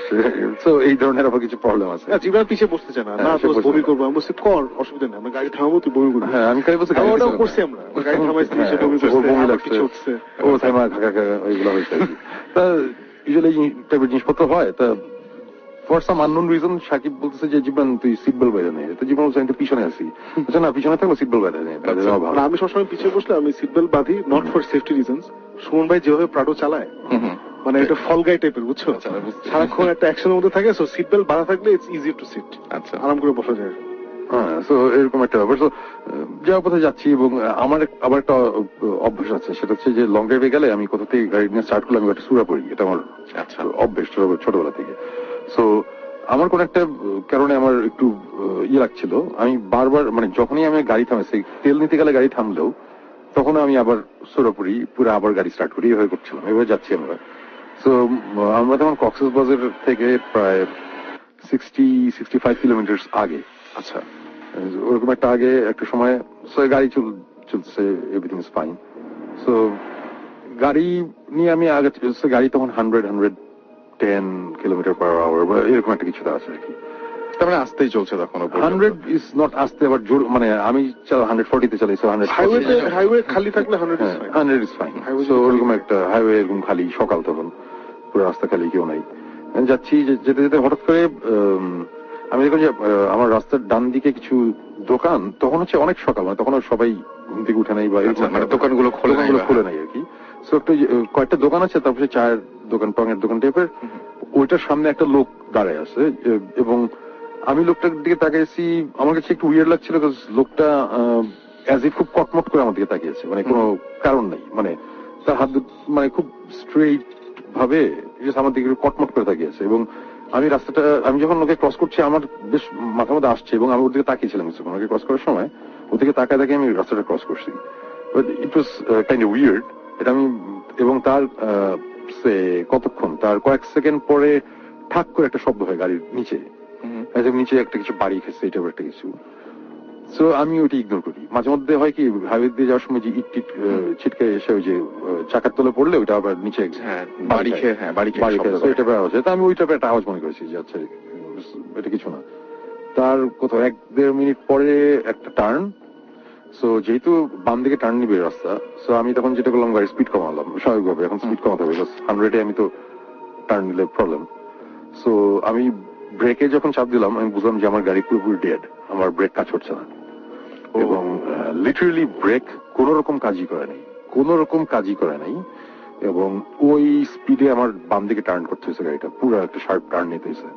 এবং ইউজুয়ালি যেটা সকালবেলা কুয়াশার যে মাটি তো ভেজা, রাস্তা তখন ভেজা, রাইট? সো 100-এর উপরে, এবং ওই অবস্থাতে আমি ব্রেকের মধ্যে মোটামুটি দাঁড়ায় আছি আর কি, কিন্তু ব্রেক করতেছে না। এবং তার মধ্যে শার্প একটা লেফটে টার্ন নিতে হয়েছে আমার। টার্ন নেওয়ার সময় গাড়ির কন্ট্রোল হারিয়ে গেছে পুরোপুরি। এবং মানে এটা মানে ব্যাপারটা ছিল এরকম যে অ্যাজ ইফ আমার গাড়িটা পুরোপুরি ডেড, মানে গাড়ির কোনো কন্ট্রোল আমার হাতে নাই। গাড়ি একবার লেফটে যাচ্ছে, আমার ডাইনা নিতেছি, ডাইনা যাচ্ছে, এরকম কিছুক্ষণ হচ্ছে। এরকম হওয়ার সময় সাকিব তখন প্রায় ঘুমাই গেছিল। তো সাকিবের হঠাৎ করে ঘুম ভাঙছে, ভেঙে দেখে যে গাড়ি খালি ডাইনে বাই যাচ্ছে, এবং আমি কন্ট্রোলে রাখার চেষ্টা করতেছি। আর আমি মুখ দিয়ে খালি বলতেছি ও শিট, এইগুলো বলতেছি আর কি, স্ল্যাং আসতেছে, কন্ট্রোলে রাখতে পারছে না গাড়ি। মানে ইট ওয়াজ ভেরি উইয়ার্ড। এবং এত জোরে একটা গাড়ি যাচ্ছে, কোনো ব্রেক কাজ করতেছে না, মানে দিস ইজ খুব অসহায় লাগছে। আমি ঘুমাইছিলাম, মানে আমি জাস্ট সারা রাত কুয়াশা ছিল, সো টেনশনে আমি ঘুমাইনি। তখন সকাল হচ্ছে, আলো আসছে, কুয়াশা কমতেছে, ওই সুখে ভালো যা চোখটা বন্ধ করি। তখন হঠাৎ আমি ফিল করলাম যে গাড়িটা একবারে শার্পলি বায়ে ডানে করছে। সো ওইটা আমার কাছে তখন মানে ঘুমের মধ্যে মনে হচ্ছে যেটা আনন্যাচারাল। চোখ খুললাম, খুলে দেখি যে গাড়ি একবার লেফটে গিয়ে রাইটে গেল, এবং রাইটে যাওয়ার পরে মানে মিডল অফ দ্য হাইওয়ে দেখি যে একটা সিএনজি আমাদের দিকে আসতেছে। আচ্ছা, পুরো রাস্তা খালি, কোনো মানুষজন নেই। আচ্ছা। সো আমার যেটা হয়েছে, আমি এক্স্যাক্টলি 1 বছর আগে I went to Cox's Bazar driving my own car, and I did something really stupid. I fell asleep. আচ্ছা, While driving, I fell asleep. Just 14 kilometre আগে কক্সবাজারে I fell asleep. গাড়ি রাস্তা থেকে মাটিতে পড়ে I had a bad accident, very bad accident. আমার সাথে আমার একটা ফ্রেন্ড এন্ড কলিগ ছিল। He was hurt, 3 মাস হসপিটালে পিঠের ব্যথা এসে। ফর্চুনেটলি মানে সিরিয়াস, ওইরকম সিরিয়াস ইনজুরি হয়নি। He got better and everything. আমার মাশাআল্লাহ কিছুই হয়নি, গাড়ি ধ্বংস হয়ে গেছিল। আচ্ছা, মানে আল্লাহ জাস্ট বাঁচাই দিছিল আর কি। সো ওইটার পরে আমি আর কক্সবাজার যাইনি। This was the first time ওইটার পরে আমি কক্সবাজার যাচ্ছি। জান ভাই। আচ্ছা, আচ্ছা, তারপরে আবার ঘুমিয়ে গেছি সকালে, আবার ঘুম থেকে উঠে দিই গাড়ি আউট অফ কন্ট্রোল। আচ্ছা, আমার পুরো ডেজ, এন্ড আমি তো সুমনের দিকে তাকাই নাই। সো আমি ঘুম থেকে উঠে আমার তো ফ্ল্যাশব্যাক হয়েছে। সো আমি ভাবছি সুমন ভাই ঘুমাই গেছে, কিন্তু যেটা কখনোই হওয়ার কথা না। মানে সারা জীবন ওনার সাথে বাইরে চালাইছি সকালটা, he never falls asleep। But তখন যেটা হয় ইনস্ট্যান্টেনিয়াসলি আমি ভাবছি সুমন ভাই ঘুমাই গেছে, এন্ড চোখ খুলে দেখি যে আমরা ডাইরেক্টলি একটা সিএনজির দিকে যেতেছি। আচ্ছা, সিএনজি আসতেছে, and I thought he was asleep. So আমি ধাম করে আমার ডান হাত দিয়ে স্টিয়ারিংটা বাম দিকে ঘুরেছি। সুমন ভাই স্টিয়ারিং ধরে আছে, বাম দিকে টান দিছি তো সুমন ভাই ঘুরেছে। সো দুজন টান দিছি তো গাড়িটা বামে গেছে, এন্ড উই সোয়ার্ভড, আর সিএনজিটার সাথে বাড়ি খাই নাই। মানে গাড়িটার ব্যাপারটা হচ্ছে স্টিয়ারিংটা এরকম শক্ত টাইপের একটা ব্যাপার হয়ে গেছিল, তখন স্টিয়ারিং ঠিক মতো ঘুরতেছে না, আমাদের কন্ট্রোলেই নেই। স্টিয়ারিং আমরা বাম দিকে দিলে ওটা ডান দিকে চলে যাচ্ছে, এই টাইপের হচ্ছে আর কি। সো তখন সাকিব যখন টান দিচ্ছে, আমিও তো ঘোরানোর চেষ্টা করতেছি, আমার তো ঘুরতেছে না। সাকিব আর আমি দুজন মিলে যখন বাম দিকে ঘুরেছে তখন স্টিয়ারিং ঘুরছে, নাহলে ঘুরতো না। সাকিবের তখন ঘুম না ভাঙলে সমস্যা ছিল আর কি। অথবা সিএনজির সাথে হেড টু হেড একটা কলিশন হতো আমাদের। ওকে, এনিওয়েজ সিএনজিটা বেঁচে যায়। বাট আমরা যখন বায়ে যাই, বায়ে যাওয়ার পরে একটা গাছ থাকে বাম দিকে হাইওয়ের পাশে। This track was downloaded from fusionbd.com. গাছের মধ্যে আমরা বাড়ি খাই। আচ্ছা, গাছের মধ্যে গাড়িটা সিভিয়ারলি বাড়ি খায়। বাড়ি খাওয়ার পরে আমাদের গাড়িটা জাম্প করে, আকাশে জাম্প করে 180 ডিগ্রি ঘুরে তারপরে আবার রাস্তার বাইরে পড়ে যেতে থাকে। যখন পড়ে যেতে থাকে তখন আরেকটা গাছ থেকে গাছের মধ্যে গিয়ে আবার বাড়ি খায়। পরপর দুইটা গাছ আর কি। সো তারপরে গাড়ি যখন থামার পর আলটিমেটলি যেটা হয়েছে যে আমাদের কারো তেমন কিছু হয় নাই। আমার বুড়ি বিয়ে বাড়ি খেয়েছি, পেজে ঘাড়ে এই একটু হাত কাটছে, মানে টুকটাক ব্যথা পাইছে আর কি। সাকিবেরও তেমন কিছু হয় না, আঙ্গুলে একটু ছিলছে, আর জিপ ব্যানের কিছুই হয় নাই। আমরা বেঁচে গেছি, বাট গাড়ি পুরোপুরি ধ্বংস। মানে ধ্বংস মানে আমার প্রাড়ও, এবং এটা এই দুঃখে আমি এই কয়েকদিন আছি, আমার গাড়ি নেই এখন। বাট এই আলটিমেটলি যেটা হয়েছে যে আমরা বেঁচে গেছি, বাট আমাদের গাড়ির ছবি যদি কেউ দেখে, ইনফ্যাক্ট আমার ফেসবুকে অনেক ফেসবুক ফ্রেন্ডস আছে, তারা অলরেডি দেখছে আমার গাড়ির কি অবস্থা। এটা ভয়াবহ, এবং আল্লাহ জাস্ট আমাদের ওই দিন বাঁচাই দিচ্ছে আর কি। জাস্ট মানে কিভাবে বাঁচছি জানি না, বাট বেঁচে গেছি। এবং সেম 1 বছর আগে সাকিবের সেম একটা জিনিস, কিন্তু এটাই খুব অবাক লাগছে। আলটিমেটলি যেটা হচ্ছে যে আমরা গাড়ি ছাড়ার পরে আমি আমার অফিসে কল দিচ্ছি, আমার এজেন্ট আসছে, এসে এই গাড়ি নেওয়ার ব্যবস্থা করছে, আরেকটা গাড়ি এনে দিচ্ছে। আমরা ওটা নিয়ে আমরা তখনও চিন্তা করছি আমরা কক্সবাজার যাবো, আমাদের ফ্রেন্ডের বিয়া, ওইখানে আমরা যাবো, এবং ওই দিনই বিয়ে। এবং মানে আমাদের দুই ফ্রেন্ডের বিয়ে, মানে এক ফ্রেন্ড আরেক ফ্রেন্ডকে বিয়ে করছে, সেরকম একটা ব্যাপার আর কি। যেই ছেলেটার বিয়ে হচ্ছে, এই ছেলেটা 1 বছর আগে সাকিবের সাথে গাড়িতে ছিল, যেখানে তুমি তো জানো, তারপর আমি দর্শকদের জন্য বলছি।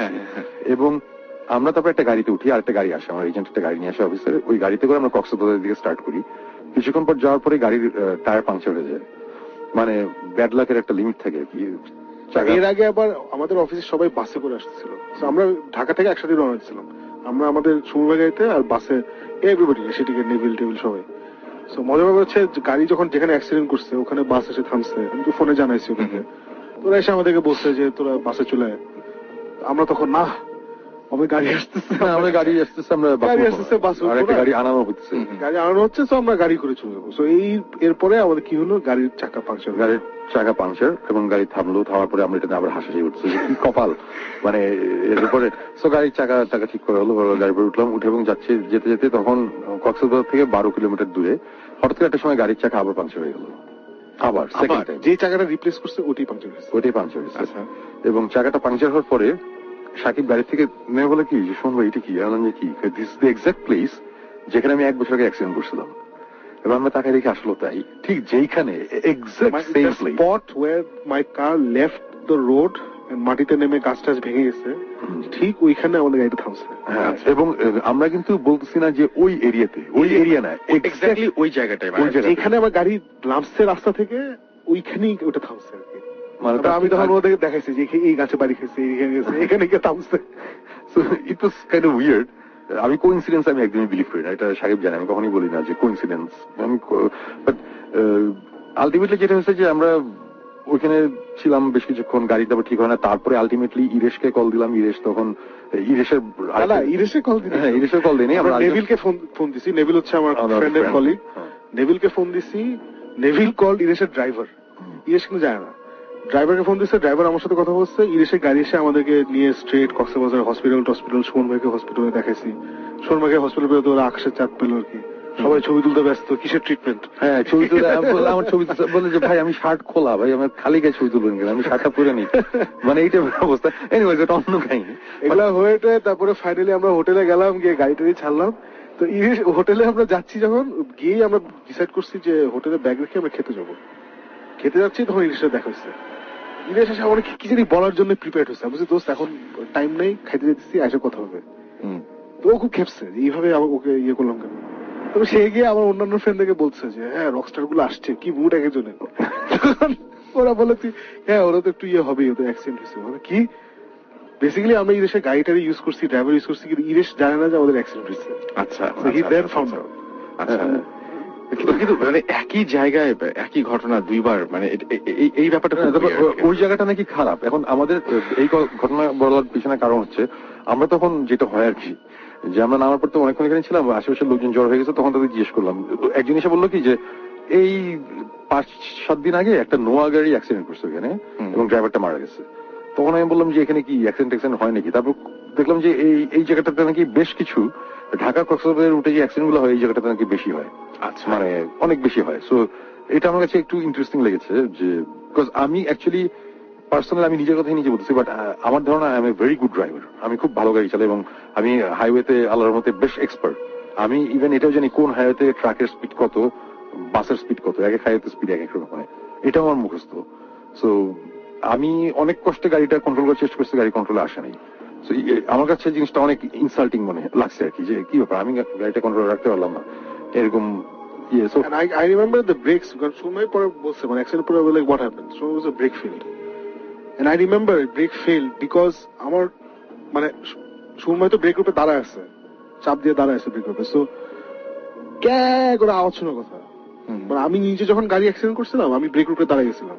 সো আমি সারাক্ষণ একটা স্ক্রিচ শুনছি, ক্যাচ করছি, মাটির উপর দিয়ে স্ক্রিচ করতেছে, মানে টায়ারের আওয়াজ ফাটায় শুনছি আমি। এখানে আমার ঘুম ভাঙছে নট বাই নয়েজ, ঘুম ভাঙছে বিকজ গাড়িটা এমনি করতেছিল আর খুব ফাস্ট, এমনি মানে ডান দিকে বাম দিকে করছিল খুব ফাস্ট। এর জন্য ওই ডান দিক বাম দিক করলে একটা ফ্রিকশনের আওয়াজ হবে, ক্যাচ কুচ, খুব হালকা একটা ক্যাচ কুচ হয়, যে নতুন জুতা পরে ফ্লোরে একটা আওয়াজ হয় না, ওইরকম একটা আওয়াজ। ব্রেকের কোনো মানে গাড়িটা যে চাকারে ব্রেক হচ্ছে, চাকা লক হবে, ব্রেকের একটা স্ক্রিচ হবে, পুরো রাস্তায় কোনো নয়েজ নাই। মানে হার্ড ব্রেক গুলো তো একটা এখন এবিএস সিস্টেমের জন্য ওইভাবে স্কিড করে না, স্কিড না করলেও তো একটা ব্রেকের একটা তো দাগ অবশ্যই কিছু একটা থাকবে, কিচ্ছু নাই, মানে ব্রেক ধরেই নেই, মানে ব্রেক ওয়াজ টোটালি ডেড, মানে ব্রেকের সাথে কোনো কানেকশনই ছিল না গাড়ির।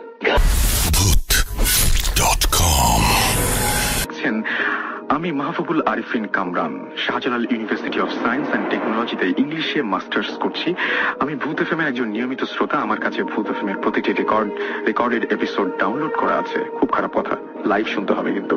প্রতি রাতে হেডফোন কানে লাগিয়ে ভূত এফএম শুনতে শুনতে ঘুমানো আমার অভ্যাসে পরিণত হয়ে গেছে। আমি যে ঘটনাটি শেয়ার করছি তা আমার চাচার কাছে শোনা। হয়তো আমার ঘটনা কোনো ভূতের ঘটনা না, কিন্তু এটা আমার জীবনে শোনা সবচেয়ে ভয়ঙ্কর ঘটনা। আমার গ্রামের বাড়ি ময়মনসিংহের গৌরীপুর থানার মাইলাকান্দি ইউনিয়নের কোনো এক গ্রামে। একদিন গ্রামের বাড়িতে যাই এবং আমার চাচাতো ভাইকে নিয়ে হাঁটতে বের হই।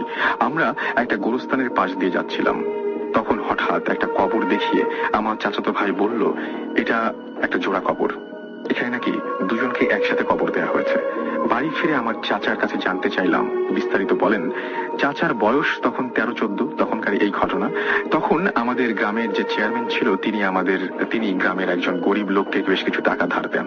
কিছুদিন পর ওই লোক টাকা দিতে অপারগতা জানালে চেয়ারম্যান ক্ষেপে যান এবং তাদের মাঝে ঝগড়া শুরু হয়ে যায়। ওই দিন রাতের আঁধারে চেয়ারম্যান লোকটিকে খুন করেন। গ্রামের অনেকেই বুঝতে পারেন যে খুনটা কে করেছে, কিন্তু ভয়ে কেউ মুখ খোলেনি। সমস্যা শুরু হয় পরদিন সকালে। কেউ লোকটিকে গোসল করতে পারছিল না। কোন এক অজানা ভয়ে কেউ লাশের গায়ে হাত দিতে পারছিল না। এক হুজুর ডেকে আনা হলে তিনি কোনো সমাধান দিতে পারলেন না। এই ঘটনা শুনে চেয়ারম্যান সেখানে আসেন এবং তিনি খুব সহজেই নিজের হাতে লাশটিকে গোসল করিয়ে দেন। কয়েকজন লোক কবরের পাশে বাঁশ কাটতে যায়, কিন্তু কেউ বাঁশ কাটতে পারছিল না, কারণ বাঁশে কেউ কোপ লাগাতে পারছিল না। কোপ ফিরে ফিরে আসছিল। এই কথা শুনে চেয়ারম্যান রেগে যান এবং নিজেই বাঁশ ছাড়ে যান। তিনি অনায়াসে বাঁশ কেটে নিয়ে আসেন। যখন কবর খুঁড়তে শুরু করা হয় তখনও একই সমস্যার সম্মুখীন হয় সবাই। কোনোভাবে মাটি খোঁড়া যাচ্ছিল না, কোদালের কোপগুলো ফিরে ফিরে আসছিল। চেয়ারম্যান সেখানে যান এবং যখন কোদাল হাতে নেন তখন ঠিকই কবর খোঁড়া সম্ভব হয়। জানাজা শেষে লাশটা এতই ভারী হয়ে যায় যে লাশটা ওঠানো সম্ভব হচ্ছিল না। এবারও চেয়ারম্যান সাহেব এগিয়ে আসেন এবং তিনি খাটিয়ার এক কোনায় হাত দিয়ে লাশটা উঠিয়ে দেন। এতগুলো ঘটনার পরও চেয়ারম্যান একটু বিচলিত হননি, কারণ তিনি খুবই সাহসী ছিলেন। শেষে যখন লাশ কবরে নামাতে যাবে তখন কেউ ভয়ে কবরে নামতে পারছিল না। তখন ওই চেয়ারম্যান কবরে নামেন এবং লাশ নামান। তখনই সবচেয়ে ভয়ঙ্কর ঘটনা ঘটে। তিনি যখন লাশ কবরে শুইয়ে দিয়ে উঠতে যাবেন তখন লাশের কাফনের ভেতর থেকে একটি হাত বেরিয়ে আসে এবং চেয়ারম্যানের পা খামচে ধরে। এই দৃশ্য দেখে অনেকেই দিগ্বিদিক জ্ঞান শূন্য হয়ে ছুটে যায়। সাহসী লোকজন মিলে তাকে টেনে তুলতে চেষ্টা করে, কিন্তু কোনোভাবেই তুলতে পারল না।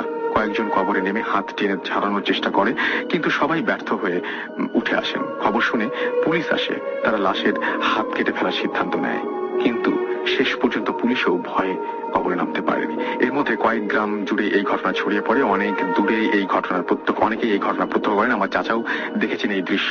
চেয়ারম্যান সবার সামনে তার অপরাধ স্বীকার করেন, কিন্তু লাশের ওই হাত থেকে তার মুক্তি মেলেনি। শেষ পর্যন্ত সন্ধ্যায় তিনি মারা যান। এরপর তার পা থেকে লাশের হাত ছাড়ানো সম্ভব হয়নি। অবশেষে বাধ্য হয়ে 2 লাশ ওই কবরে মাটি চাপা দেওয়া হয়। আমাদের গ্রামে আবাল বৃদ্ধ বনিতা সবাই চেনে এই জোড়া কবর এবং সবাই জানে এই ঘটনা। আমি আমার বাবাকেও এই ঘটনার কথা জিজ্ঞেস করেছি। তিনি এই ঘটনার সত্যতা স্বীকার করেছেন। তবে এই ঘটনার সময় আমার বাবার বয়স অনেক কম ছিল, 7-8 বছর। তাই ভয় নাকি তিনি দেখতে যাননি, কিন্তু ঘটনা পুরোপুরি সত্যি। রাসেল ভাই, আমার ঘটনাটা পড়লে কৃতজ্ঞ থাকবো। আমি পড়ে ফেললাম আপনার ঘটনা। বেশ অদ্ভুত টাইপের ঘটনা। বিশ্বাস অবিশ্বাসের পুরো দায়িত্ব আমি লিসনারদের উপরে ছেড়ে দিচ্ছি। আশা করছি আপনাদের ভালো লেগেছে ঘটনাটি। চলুন একটা ছোট্ট ব্রেকে চলে যাই।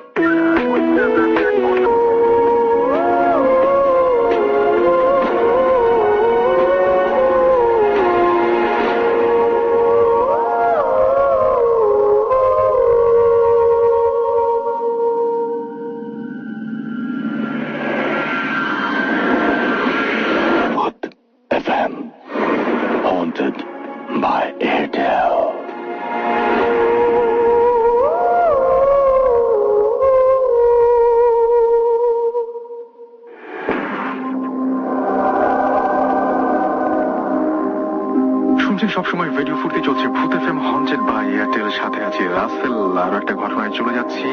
আমাকে লিখছেন, রাসেল ভাই সালাম নিবেন, আশা করি ভালো আছেন। আমি যে ঘটনাটি বলার জন্য ইমেল করেছি তা বাংলাদেশের এই প্রকৌশল বিশ্ববিদ্যালয়ের কোন একটি প্রকৌশল বিশ্ববিদ্যালয়ের আবাসিক হলের ঘটনা এবং তা সত্য। এই ঘটনাটি ঘটে গত জানুয়ারি মাসে। ঘটনাটি ঘটে আমার পুরকৌশল বিভাগের এক ছেলের সাথে। আমাদের হলে পানি নেওয়ার ব্যবস্থা হলের ডাইনিং রুমে করা আছে। পানি নেওয়ার জন্য রাত 3:30টার দিকে ডাইনিং এ যায়। বলে রাখা ভালো, পানি নেওয়ার ফিল্টারগুলি হাত ধোয়ার বেসিনের পাশে থাকে এবং বেসিনের সামনে বড় আয়না লাগানো আছে, তাতে ডাইনিং রুমের অর্ধেক দেখা যায়। পানির বোতল ভর্তি করার সময় হঠাৎ তার চোখ বেসিনের আয়নায় যায়। সে খেয়াল করে কেউ একজন ডাইনিং টেবিলে বসে ভাত খাচ্ছে। সে আসার সময় কাউকে দেখেনি, তাই সাথে সাথে পেছনে ঘুরে তাকালো, কিন্তু সে কিছুই দেখলো না। ভাবলো হয়তো দৃষ্টি ভ্রম হয়েছে। সে আবার যখন আয়নার দিকে তাকায় তখন একই দৃশ্য দেখে। এবার সে সত্যি সত্যি ভয় পেয়ে যায়, কারণ সেই টেবিলের সামনে দিয়েই তাকে দরজায় যেতে হবে। ভয়ে সে এগোতে থাকে। সে টেবিলের সামনে আসার সাথে সাথে দেখলো যে সত্যি সত্যি একজন বসে আছে এবং তার সামনে অর্ধেক ভাত খাওয়ার একটি থালা। লোকটির সাথে চোখাচোখি হওয়ার সময় সে দেখলো লোকটির চোখ, মুখ মুখ ও নাক দিয়ে অনর্গল রক্ত পড়ছে এবং তার মাথার এক পাশ থ্যাতলানো। এই দৃশ্য দেখার সাথে সাথে ছেলেটি চিৎকার দিয়ে জ্ঞান হারিয়ে ফেলে। তার চিৎকার শুনে ডাইনিং এর মামারা ছুটে আসে এবং তাকে ধরাধরি করে চেয়ারে বসায় এবং পানি ছিটিয়ে তার জ্ঞান ফেরানোর চেষ্টা করে। এরই মধ্যে আমাদের অনেকেই সেখানে ছুটে যায়। আমাদের মামাদের ঘটনা জানানোর জন্য অনেক প্রশ্ন করা হলেও আমরা জানতে পারি না, বা আমরা জানতে পারি যে মামারা প্রায় এরকম ঘটনার সম্মুখীন হন। তারা আরো জানান, বিশ্ববিদ্যালয় প্রতিষ্ঠার আগে এই জায়গাটিতে কবরস্থান ছিল। তারা আরো জানান যে 71 সালে এই জায়গায় পাকিস্তানি সেনাবাহিনী অনেক মানুষকে হত্যা করে এবং তাদের মাটি চাপা দেয়। ঘটনাটি আপনি পড়ে ফেলুন, আমি হয়তো আসতে পারবো না। ঘটনাটি আমার হাউস টিচারের কাছে শোনা। আমাদের বাড়ি বাগেরহাট সদরে অবস্থিত, আর আমার হাউস টিচারের বাড়ি ছিল বাগেরহাটের অন্তর্গত হেদায়েতপুর নামে একটি গ্রামে। ঘটনাটি সেখানকার। তাদের গ্রামে একজন ডাক্তার ছিল। তিনি অত্র গ্রাম সহ আশেপাশের কয়েকটি গ্রামে রোগী দেখতেন। তার যথেষ্ট নামডাক ও ডাক্তার হিসেবে যথেষ্ট সুনাম ছিল। তিনি রাত বিরাতে গ্রামে গ্রামে রোগী দেখতেন। ডাক্তারের একজন বৃদ্ধ মা ছিল। একদিন খুবই বৃষ্টি ও বিদ্যুৎ চমকাচ্ছিল। রাত তখন 11টা কি 11:30 হবে। ডাক্তারের দরজায় কে যেন কড়া নাড়িয়ে ডাক্তারকে ডাকছে। ডাক্তার দরজা খুলে দেখলো অপরিচিত একজন লোক। তার শরীর ভেজা। ডাক্তার তাকে জিজ্ঞেস করলো, কি ব্যাপার, আপনি কে? লোকটি বলল, আমার বাড়ি অমুক গ্রামে। ওই ইউনিয়নের একটি গ্রামের নাম বলল। আমার মা খুবই অসুস্থ। আপনি যদি দয়া করে আমার সাথে যান তবে হয়তোবা আমার মা বেঁচে যাবে। ডাক্তার যেতে রাজি হয়। ইতিমধ্যে ডাক্তারের মা শোয়া থেকে উঠে আসে। তিনি লোকটিকে বললেন যে এই ঝড় বৃষ্টির ভেতর আমার ছেলে কিভাবে যাবে। অতঃপর লোকটি অনেক বিনয় করে ডাক্তারকে রিকোয়েস্ট করলে ডাক্তার রাজি হয়ে যান এবং মা ছেলেকে তিনি যেতে রাজি হন। এবং ডাক্তারের মা লোকটিকে বলে, আচ্ছা এখানে একটা ভুল করলাম, যে অতঃপর লোকটি অনেক বিনয় করলে ডাক্তারের মা ছেলেকে দিতে রাজি হন এবং ডাক্তারের মা লোকটিকে বলে, বাবা আমার ছেলেটিকে তুমি আবার আমার কাছে পৌঁছে দিয়ে যাবে, কথা দাও। লোকটি ডাক্তারের মাকে কথা দেয় তিনি তার ছেলেকে তারা পৌঁছে দেবে, এটা বলেন। এরপর ডাক্তার একটি ছাতা নিয়ে লোকটির সাথে বের হন। কিছু দূর যাওয়ার পর লোকটি ডাক্তারকে বলে যে সামনের ঘাটে নৌকা আছে, আমরা নৌকায় যাব, কারণ এই বৃষ্টির মধ্যে এত দূর হেঁটে যাওয়া খুবই কষ্টকর। লোকটি ডাক্তারকে নিয়ে নৌকার ঘাটে যায়। ডাক্তার দেখতে পায় যে উপরে ছাউনি দেওয়া নৌকা ঘাটে বাঁধা এবং একজন মাঝি আছে সেখানে। লোকটি ডাক্তারকে নৌকার ভেতরে গিয়ে বসতে বলে। ডাক্তার বৃষ্টি থাকায় নৌকার ভেতরে গিয়ে বসে এবং ওই লোকটিও ডাক্তারের সাথে নৌকার ভেতরে গিয়ে বসে। নৌকা চলতে শুরু করে। কিছু দূর যাওয়ার পর ডাক্তার দেখতে পায় যে নৌকার মাঝি দুজন, একজন পেছনে যাকে ডাক্তার প্রথমেই দেখেছে এবং একজন সামনে বসে দাঁড় টানছে। ডাক্তার চিন্তা করে হয়তো আগেই ছিল, সে দেখতে পায়নি। এভাবে কিছু দূর যাওয়ার পর ডাক্তার অনুভব করলো যে নৌকা আর নদীতে না, এই নৌকাটি চলছে শুকনো ক্ষেতের ভেতর দিয়ে এবং 5-7 জন লোক নৌকা টেনে নিয়ে যাচ্ছে। এবার ডাক্তার ভয় পায় এবং চুপ করে বসে থাকে। তারপর তার পাশে থাকা লোকটি ডাক্তারকে বলে যে আপনি ভয় পাবেন না, আমরা আপনার কোনো ক্ষতি করব না। আপনি ঠিকই অনুমান করেছেন, আমরা কেউ মানুষ নই, আমরা জিন। আমার মা সত্যিই খুব অসুস্থ। আপনি আমার মাকে চিকিৎসা করার পর আমি আপনাকে আবার ফিরিয়ে দিয়ে যাব। ইতিমধ্যে নৌকা ঘন জঙ্গলের ভেতর দিয়ে চলতে শুরু করেছে এবং খুবই দ্রুত নৌকা চলছে। লোকটি ডাক্তারকে বলল, আমার পিতা আপনাকে অনেক কিছু লোভ দেখাবে, আপনি হাতে ধরে কোনো জিনিস বা সম্পদ নেবেন না। তিনি নিজ হাতে যাই আপনাকে দিক না কেন, আপনি শুধুই ওই জিনিসটা নেবেন, হবে না। ইতিমধ্যে লোকটি একটি বিশাল অট্টালিকার সামনে এসে পড়ে। লোকটি তার ডাক্তারকে নামতে বলল। ডাক্তার খুবই ভয়ে নামলো। লোকটি ডাক্তারকে অট্টালিকার ভেতর নিয়ে গেল। ডাক্তার ভেতরে গিয়ে দেখলো বিশাল একটি রুমে একটি সুন্দর খাটে একজন মহিলা চাদর গায়ে দিয়ে শুয়ে আছে। তার পাশে অনেক সুন্দর মহিলা ও লোকজন। ডাক্তার চিকিৎসা করলেন এবং লোকটিকে ডাক্তারকে তার পিতার কাছে নিয়ে গেলেন। সেখানে ডাক্তারকে খুবই আপ্যায়ন করা হলো। ডাক্তার ভয়ে কোনো কিছু খেতে চাইল না। কিন্তু ডাক্তারের সাথে করে যে লোকটি নিয়ে এসেছিল ডাক্তারকে, তিনি ডাক্তারকে অভয় দেবার পরে ভয়ে ভয়ে ডাক্তার অল্প কিছু খেলেন। এরপর ডাক্তারকে লোকটির পিতা অনেক টাকা, স্বর্ণ, হীরা, জহরত দেখিয়ে বললেন যে আপনার যা যা দরকার তা আপনি নিয়ে যান। তখন ডাক্তার কোনো কিছুই নিতে চাইল না। এরপর ডাক্তার বলে যে আমার কিছুই চাই না। তখন লোকটির পিতা তাকে একটি হীরার আংটি দেয় এবং বলে এই আংটিটি বিক্রি করবেন না, আপনার কোনো অভাব থাকবে না।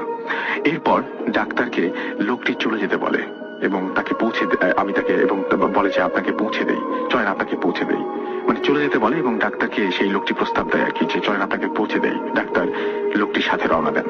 তখন লোকটি বলে আপনি পিছন দিকে তাকাবেন না, তাহলে আপনার ক্ষতি হতে পারে। ডাক্তার পিছন দিক থেকে অনেক পরিচিত লোকের ডাক শুনতে পায় এবং অনেক বাঘ, ভাল্লুক সহ বিভিন্ন হিংস্র প্রাণী দেখতে পায়। লোকটি তাকে বারবার অভয় দেয়। এক পর্যায়ে ডাক্তার অজ্ঞান হয়ে পড়ে। যখন জ্ঞান ফেরে তখন তিনি দেখেন যে তার মা তার পাশে বসে আছে।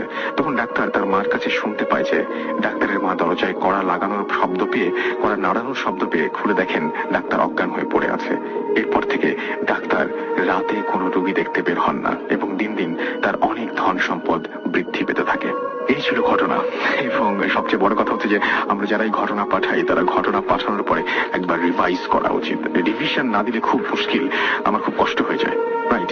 সো আপনারা যেটাই ঘটনা পাঠাবেন সেটার পরে একটা রিভিশন দেবেন। ঘটনাটা লাস্ট ইয়ার 2011 মার্চের লাস্টের দিকে। তার কিছুদিন পর আমার এক্সাম ছিল। সো দ্যাট টাইম আমি এক্সাম নিয়ে অনেক প্রিপারেশন নেওয়ার জন্য প্রায় রাত জেগে পড়াশোনা করতাম। আর এই জন্য আমার রাতে একটু ঘুমাতে দেরি হয়ে যেত। এরকম এক রাতে আমার প্রায় রাত 2টো বেজে গিয়েছিল। আমি বিছানায় গেলাম ঘুমাবার জন্য। আমি বিছানায় যে ঘুমাবো কিন্তু আমার ঘুম আসতেছিল না। আমি আমার এক ফ্রেন্ডকে টেক্সট করতেছিলাম যে মানে ঘুম আসতেছে না, এরকম বলতেছিলাম আর কি। এরকম আমি নর্মালি মশারি ইউজ করি এবং আমি তখন লাইটটা নিভিয়ে ফেলেছিলাম। এরকম সময় আমি হঠাৎ করে আমার খাটের পাশে তাকাই, মানে আমি দেখি যে কেউ একজন দাঁড়িয়ে আছে সেই জায়গায়। আচ্ছা। এখন সেখানে আমি মানে দাঁড়িয়ে থাকা দেখে আমি একটু ভয় পেয়ে গেলাম সাথে সাথে। আর তাছাড়া আমাদের ওদিকে তার কিছুদিন আগে মানে ডাকাতি হয়েছিল একটা বড় ধরনের। আর আমাদের ওদিকে প্রায় এরকম ঘটনা ঘটে। আচ্ছা। তো আমি ফার্স্টে প্যারানর্মাল কিছু চিন্তা করিনি।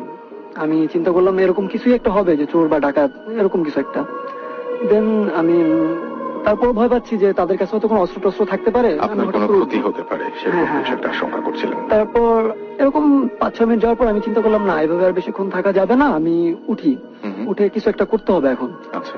আমি যখন আমার মশারিটা খুলে আমি উঠতে যাচ্ছি, দ্যাট টাইম মানে সেই সময় যে মানে শেপটা ছিল সেটা আমার রুমের দরজার দিকে মানে বলতে গেলে খুব দৌড় দিয়ে চলে গেল আর কি। আর আমিও তাড়াতাড়ি করে আমার রুমের লাইটটা অন করলাম।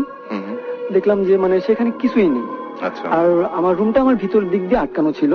এখানে মানে কেউ বের হতে হলে আমার রুমের দরজাটা খুলতেই হবে, না খুলে কেউ বের হতে পারবে না। আর আমার রুমের দরজা আটকানোই ছিল তখন আমি একটু ভয় পেয়ে যাই এবং চিৎকার দিয়ে আমি দরজাটা খুলে আমার প্যারেন্টস এর রুমে চলে যাই।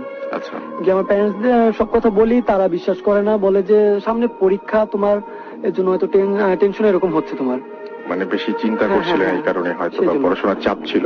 জি। আচ্ছা। তারপর আমাকে তারা মানে বললো যে তুমি ঘুমিয়ে যাও, সমস্যা নেই, দেখো কিছু হবে না, সূরা টুরা পরে ঘুমিয়ে যাও। আমি তখন বিছানায় গিয়ে শুয়ে পড়লাম এবং ঘুমিয়ে গেলাম। এরপর সেদিন আর রাতে কিছুই ঘটলো না এবং তারপরের 2 দিনও কিছু ঘটেনি। আমি তখন সেটা ভুলে যাচ্ছি যে আসলে হয়তো আমি ভুলই ছিলাম, আমি হয়তো টেনশনের কারণে এরকম হয়েছে। তারপর 2 দিন পরে একদিন আমি ডিনার শেষ করে আমি আমার মানে বেসিনের দিকে ওয়াশরুমে গেছি।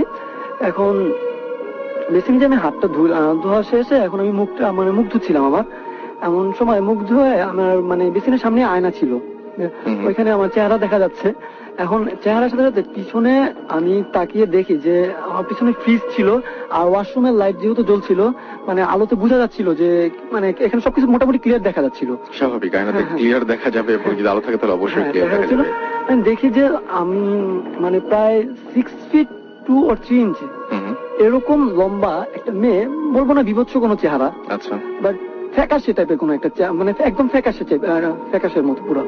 তার চুলগুলো অনেক বড় বড় ছিল। আর তার ড্রেসটা আমি কালারটা বুঝতেছিলাম না আসলে সে কি কালার ড্রেসটা পরছে। মানে সে সম্পূর্ণ আমার দিকে তাকিয়ে ছিল। আমি পিছে ঘুরে তাকায় দেখি যে আসলে কিছুই নেই সেই জায়গায়। আমি খুব জোরে চিৎকার করে উঠি এবং সাথে সাথে সেন্সলেস হয়ে পড়ে যাই তখনই।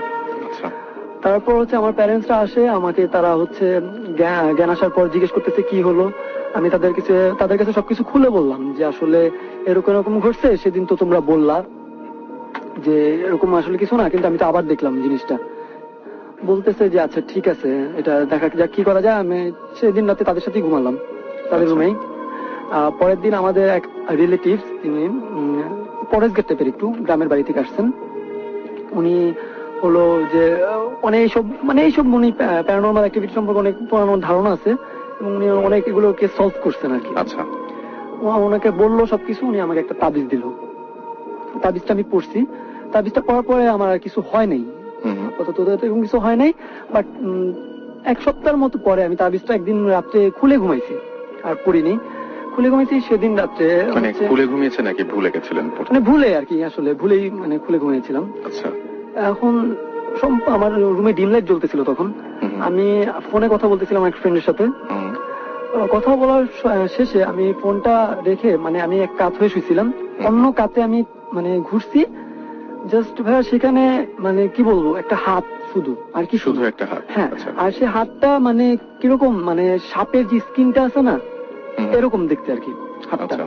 এবং সে হাতটা দেখার সাথে সাথে সে হাতটা আমার মানে মুখ চেপে ধরলো, নাক মুখ চেপে ধরলো একেবারে। আমি ডান কাতে শুয়েছিলাম, ফার্স্টে বাম হাত দিয়ে আমি ধরি হাতটা। আমি মানে পারতেছিলাম না তার সাথে। This track was downloaded from FusionBD.com. তখন আমি আমার ডান হাত দিয়েও ধরে মানে কোনো মতে হাতটা সরাই। হাতটা সরানোর পর হাতটা নিচে, আমার খাটের দিকে নিচের দিকে চলে যায় আর কি। আর আমি সাথে সাথে উঠে খাটের নিচের দিকে তাকাই, বাট আমি কিছুই দেখিনি তখন আর। হ্যাঁ, তখন আর আমি কিছুই দেখলাম না। তারপরে এই জিনিসটা বাসা আবার বললাম আমি। তারপর আমার আব্বু আম্মু আর একজন বড়, উনি একজন হুজুরের কাছে গেল। উনি ওনার কাছে জিজ্ঞেস করলো। উনি বললো যে মানে আমাদের ফ্যামিলি ব্যাকগ্রাউন্ড সম্পর্কে কিছু কথা বললো, যে আচ্ছা আপনাদের সাথে কি এরকম কারো কিছু হয়েছিল। উনি মানে একটা আসন নাকি জানি বসছিল, সেটা বসার পর উনি মানে এটা আমাদের জিজ্ঞেস করছে আম্মুকে।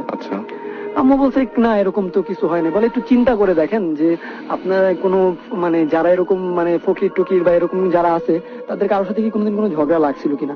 কারণ আমাদের এক রিলেটিভ ছিল, ওনার বাসায় একবার এক ফকির আসছিল। আমার মা এটা বিশ্বাস করেনি যে ওনারা এইগুলা আসলে করতে পারে, মানে কটু কথা বলছিল হয়তো, বলছে যে এগুলো ভুয়া আর কি।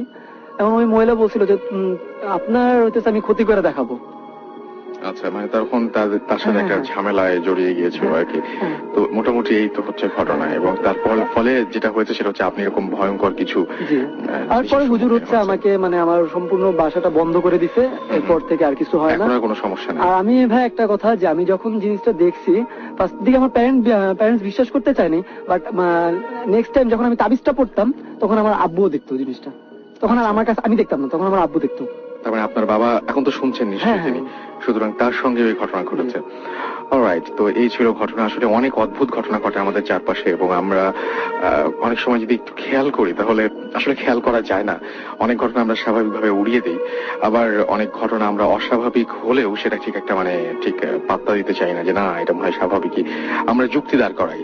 কিন্তু চারপাশে কিন্তু এরকম অসংখ্য ঘটনা ঘটে, যে ঘটনাগুলো আসলে যদি আপনি একটু ভালোভাবে খেয়াল করেন, আমি বারবার করে একটা কথা বলি যে আপনার চারিদিকে আপনি অসংখ্য মানুষ দেখতে পাচ্ছেন। আপনি বাসে যাচ্ছেন, আপনি ট্রেনে যাচ্ছেন, আপনি যখন দেশের বাইরে কোথাও যাচ্ছেন প্লেনে করে, তখনও আপনি দেখতে পাচ্ছেন যে আপনার চারপাশে প্রচুর মানুষ, মানে চারপাশে আপনার সহযাত্রীরা রয়েছে, আপনার চারপাশে একই সাথে আপনি অফিসে যাচ্ছেন, সাথে অনেকগুলো মানুষ যাচ্ছে একসঙ্গে, কিন্তু তাদের কোনোদিন আপনি কিন্তু গায়ে হাত দিয়ে দেখেন না যে সে আসলে মানুষ নাকি অন্য কিছু। এরকম কোনো কিছু কিন্তু দেখার কথা আমাদের কোনোদিন চিন্তাও আসে না। আসলে কে আমাদের চারপাশে যারা আছে তারা আসলে কি, তাদের পরিচয় কি, তারা কে, এটা কিন্তু আমরা কখনোই জানি না।